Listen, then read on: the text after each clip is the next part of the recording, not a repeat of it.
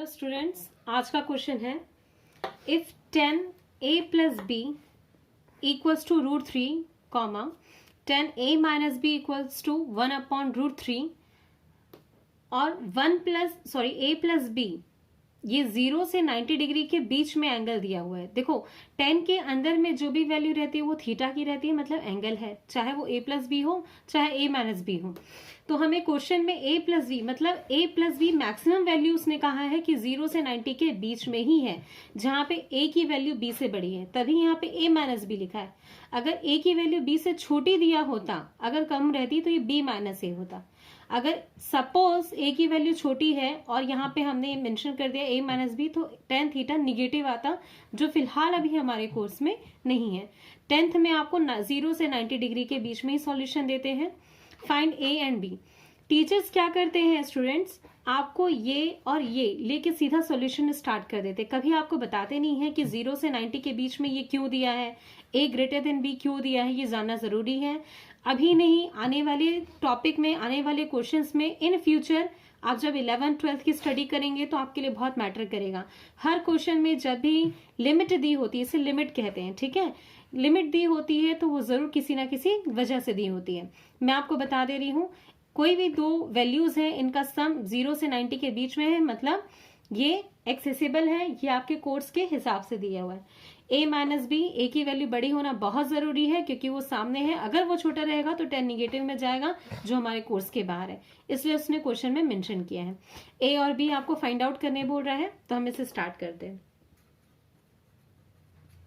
ठीक है। सबसे पहले जो हमें दिया है उनमें से कोई एक हम उठाते हैं। 10a plus B equals to √3। मैं इसे स्टार्ट करती हूँ गिवन से, ठीक है। गिवन क्या है, 10a plus B equals to √3।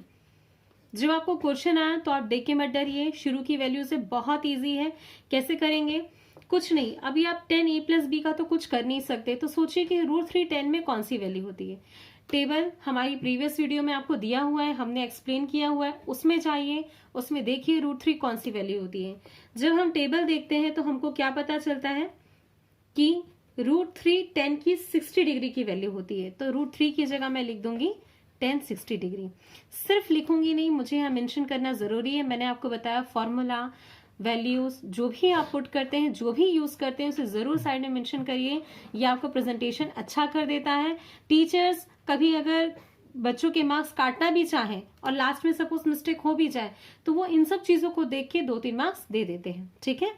10 60, तो 10 60 की वैल्यू √3 होती है, मैंने यहाँ मेंशन कर दिया है, इसलिए √3 की जगह मैंने 10 60 लिखा है। आप ये भी पूछ सकते थे कि √3 तो कॉट में भी नजर आता है, तो आपने क्यों नहीं लिखा। बिल्कुल ऐसे गलती मत कीजिएगा, अगर यहाँ 10 है तो यहाँ 10 ही ढूंढिए, अगर यहाँ साइन है तो साइन ढूंढिए, कॉट है तो कॉट ढूंढिए, ठीक है, ये हमारे लिए कन्वीनियंट है। आगे बढ़ते हैं, मैं दोनों साइड कंपेयर करूंगी तो 10 10 हट जाएगा, a plus B equals to 60 degree दिखेगा। अब कई बच्चे क्या करते हैं, 10 10 है कैंसिल कर दो, बहुत बड़ी मिस्टेक है, इतनी बड़ी गलती है कि इसके लिए आपका पूरा क्वेश्चन 0 हो सकता है, ठीक है। सिर्फ कंपैरिजन होता है, कभी भी कोई भी एंगल को इक्वल करने के लिए जो सामने ट्रिग्नोमेट्रिक रेशियोज होते हैं उनको सिर्फ कंपेयर किया जाता है, ताकि उसके अंदर की डिग्री, उनके अंदर की वैल्यूज इक्वल हो सके। तो a प्लस बी हमको 60 डिग्री मिल गया बाय कंपैरिजन, और वो लिखने की भी जरूरत नहीं है, आप इसे इक्वेशन 1 दीजिए, ठीक है। मैं इस तरीके से देती हूं, आप जैसे देना चाहें इक्वेशन दे सकते हैं। अगेन मैं यहाँ पे लिखती हूँ, अगेन हमें क्या दिया हुआ है 10a minus B equals to 1/√3। तो मैं फिर से यहाँ लिखती हूँ 10a minus B equals to 1/√3। फिर से मैं ढूंढूंगी, क्या ढूंढूंगी, अब आप समझ ही गए होंगे कि यहाँ पे भी मुझे 10 की वो वैल्यू ढूंढनी है जिसे 1/√3 मिले। तो 10 की कौन सी वैल्यू 1/√3 होती है, टेबल देखा होगा आपने, प्रीवियस वीडियो में हमने दिया है, तो ये 10 की 30 डिग्री की वैल्यू ही 1/√3 होती है। बिल्कुल यहाँ पे आपको मेंशन करना जरूरी है, 10 30 डिग्री इक्वल्स टू 1/√3, ठीक है। आप ध्यान से देख रहे होंगे, मैं जब भी सॉल्यूशन करती हूँ मेरा इम्प्लाइज दैट एक लाइन में होता है, इक्वल एक लाइन में होता है। धीरे धीरे धीरे प्रैक्टिस कर करके आप ये अलाइनमेंट जरूर सीख लीजिए। एग्जाम में आपका प्रेजेंटेशन बहुत मैटर करता है, आपका क्वेश्चन बनाने का तरीका, आपके फॉर्मूलाज बहुत मैटर करते हैं। एग्जामिनर चाहे भी तो आपके मार्क्स कहीं नहीं काट सकता, ठीक है। अब मैं क्या करूंगी, 10-10 बिल्कुल कैंसिल नहीं होगा, बस कंपैरिजन होगा। 10-10 अगर दिख रहा है तो इनके अंदर की जो वैल्यूज है थीटा की वो भी मैच करेगी, इसलिए मैं a minus B equals to 30 degree दूंगी। अब मैं इसे इक्वेशन 2 दूंगी, ठीक है, क्योंकि इसके आगे सॉल्यूशन तो पॉसिबल नहीं है। लेकिन हाँ, मुझे क्वेश्चन में a और b फाइंड करने बोल रहा है और मेरे पास अब a और b के लिए 2 इक्वेशन अवेलेबल है। a प्लस बी भी अवेलेबल है, a माइनस बी भी अवेलेबल है। तो मैं क्या करूंगी, बाय एडिंग इक्वेशन 1 एंड 2, ठीक है। ध्यान दीजिएगा, कई बच्चे डायरेक्ट इसे ऐड करते हैं, इस लाइन को लिखेंगे प्लस इसे करेंगे, इसे और इसे प्लस कर लेते हैं। ये बहुत अच्छा मेथड है जो मैंने अभी आपको बताया। पर अगर आप स्टार्टिंग में देख रहे हैं, आप इनिशियल लर्नर हैं, तो मैं आपको सिखाती हूँ उसी पैटर्न से जो आपने छोटी क्लासेस में देखा है। कैसे, मैंने इन दोनों इक्वेशन को ऐड करने के लिए कहा है। अच्छा, क्यों कहा ये भी मैं समझा रही हूँ। यहाँ पे मुझे 2 वैल्यूज हैं, एक पॉजिटिव है दोनों साइड और एक जो है पॉजिटिव निगेटिव है दोनों इक्वेशन में। तो मेरे लिए ज्यादा अच्छा है कि मैं इसे ऐड कर दूं तो कोई एक वैल्यू कट जाए, या सब्ट्रैक्ट कर दूं तो कोई दूसरी वैल्यू कट जाए। तो ऐड करना ज्यादा अच्छा लगा, इसलिए मैंने इसे ऐड किया है। आप भी ज्यादातर ऐड ही करते हैं, ठीक है। a plus B equals to 60 लिखा मैंने, a minus B equals to 30 लिखा मैंने। ये आपने छोटी क्लासेस में देख रखा है कि हम ऐड कैसे करते हैं, ठीक है। जब हम ऐड करते हैं तो यहाँ कोई सिंबल चेंज नहीं होते, पर 2 डिफरेंट सिंबल वाले जो वेरिएबल होते हैं वो कैंसिल हो जाते हैं। a प्लस a 2a हो जाएगा, 60 और 30 90 हो जाएगा। क्लियर है। अभी जो मैंने आपको बताया ये बहुत इजी मेथड है, आप कोशिश करिए अब बड़े तरीके से करने की, लेफ्ट हैंड साइड और राइट हैंड साइड पे प्लस करके या माइनस करके इक्वेशन बनाने की, ठीक है। इनिशियल लर्नर्स के लिए मैंने ये बताया। आगे अगर मैं देखूं तो ये a जो है कैंसिल होके 45 डिग्री देगा।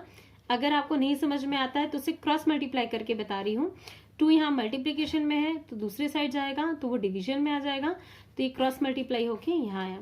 अब अगर ये इसे कैंसिल करूंगी तो ये क्या आ जाएगा, 45 डिग्री, ठीक है।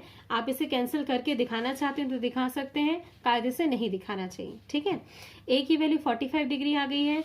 अब अगर आपके माइंड में आ रहा है a तो प्लस करने से आ गया तो b माइनस करने से करें, तो ऐसा जरूरी नहीं है। आप दोनों इक्वेशन में से किसी एक इक्वेशन में वैल्यू पुट कर सकते हैं और b की वैल्यू निकाल सकते हैं। मैं फर्स्ट इक्वेशन लूंगी, यहां मैं लिखती हूं फ्रॉम इक्वेशन 1। इक्वेशन 1 क्या थी, a plus b equals to 60 degree.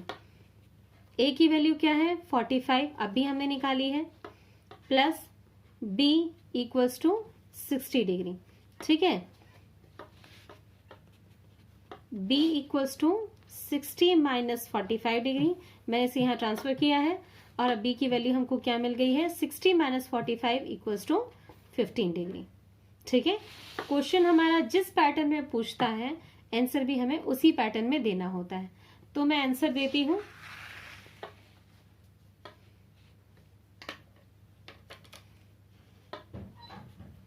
The value of a equals to 45 degree comma b equals to 15 degree, ठीक है। Thank you.